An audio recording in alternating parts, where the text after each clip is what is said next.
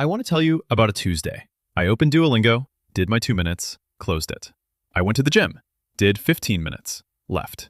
I opened a notes app and typed 3 sentences towards something I've been calling a YouTube channel for 4 months. I studied Japanese for 2 minutes. I closed everything. And then I sat there. Not tired, not proud, just empty. Like I had done a full day of work and produced absolutely nothing. Like I had touched everything and finished nothing. And somewhere underneath that emptiness, there was a worse feeling that I had just spent an hour pretending to be someone I wasn't. Maybe you know that feeling. And maybe, like me, you've wondered whether it says something bad about you, whether the problem is discipline or laziness, or some broken part of your brain that can't just be grateful for showing up. But psychology has a different explanation, and the last part of what we cover today is the one that finally made sense of all of it for me.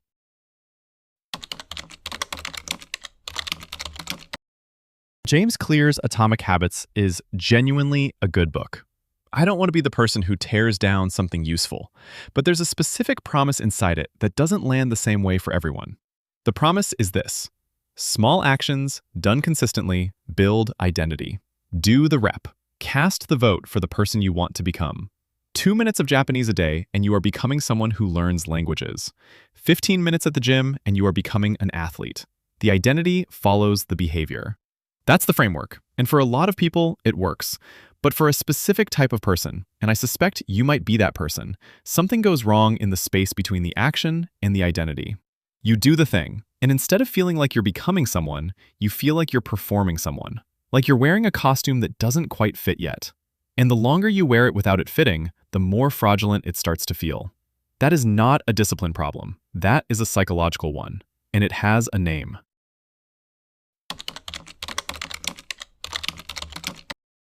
In 1987, psychologist E. Torrey Higgins published a theory called Self-Discrepancy Theory. The core idea is this: we don't just have one version of ourselves. We have the actual self, who we are right now, the ideal self, who we genuinely want to become, and the ought self, who we feel we should be. When the distance between your actual self and your ideal self gets too large, what you feel isn't motivation. What you feel is dejection, a quiet, low-grade disappointment that sits underneath everything and doesn't respond well to 2-minute habit loops. Here's the thing about casting votes for your identity through small habits. If the gap between who you are and who you want to be is wide enough, the small vote doesn't feel like progress. It feels like a reminder of how far away the real version of you still is. You open Duolingo for 2 minutes, and instead of feeling like someone who learns languages, you feel like someone who is very far from being someone who learns languages. The action doesn't close the gap, it just makes the gap more visible. That's not weakness. That's your brain accurately reading the distance between your actual self and your ideal one, and finding the small habit insufficient to bridge it. Now, add one more layer. Because I don't think the problem is just one habit that feels too small. I think for many people watching this, it's many fabrics that each feel too small. The gym, the language app, the creative project, the side business, each one getting its 10 minutes, its 2 minutes, its 3 sentences, each one technically being worked on, none of them actually moving. In 2009, organizational psychologist Sophie Leroy identified something she called attention residue. The finding was this: every time you switch from one task to another, part of your attention stays behind on the previous task. It doesn't fully transfer. So when you go from your Japanese app to your gym session to your YouTube notes, you are never fully present in any of them. You are always bringing a fraction of yourself to each thing. And a fraction of yourself applied to anything meaningful produces a fraction of a result. The exhaustion you feel at the end of a day like that isn't laziness, it's cognitive cost. You have switched contexts so many times that your brain is genuinely depleted, not from doing too much, but from doing too many things partially.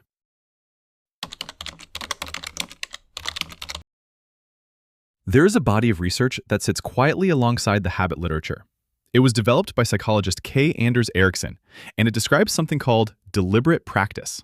Ericsson's central finding, built across decades of studying musicians, athletes, chess players, surgeons, was this: the quality of engagement matters more than the consistency of repetition.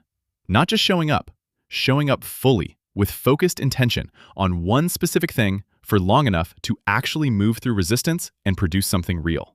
Deliberate practice is the opposite of the 2-minute rule. Not because 2 minutes is wrong, but because 2 minutes of shallow, distracted, fragmented effort is a fundamentally different neurological event than 20 minutes of deep, single-focused work. One of these builds skill. The other builds the habit of performing effort without requiring your full self. And that is exactly what the fraudulent feeling is pointing to. Not that you are lazy, not that you are incapable, but that some part of you knows the difference between genuine engagement and going through the motions, and it refuses to let you mistake one for the other. Here is the reframe I want to leave you with. The fact that small habits feel like lying to you is not a character flaw. It is information. It means you have a specific relationship with depth, that you need to actually feel yourself moving, not just count that you showed up. That for you, the identity doesn't follow the behavior automatically. It follows the experience of genuine engagement. The 2-minute Duolingo streak doesn't make you feel like a language learner because you are not yet having the experience of actually learning a language. You are having the experience of maintaining a streak. And somewhere, your brain knows those are different things. So what do you do with that? Not abandon consistency entirely. Consistency still matters. But maybe instead of spreading 2 minutes across 8 things, you give 30 minutes to one, fully, without the other tabs open in your brain, without the attention residue of everything else you didn't finish. Let yourself actually arrive somewhere at the end of it, not just check a box that says you tried. Because the goal was never to become someone who maintains habits. The goal was to become someone. And that requires a different quality of presence than the framework told you. If this video finally put language to something you felt for a while but couldn't quite name, share it with someone who needs to hear it. Leave a comment with the part that resonated most. And subscribe, because the next one goes even deeper. I'm Clarity Wired. Goodbye, and see you in the next video.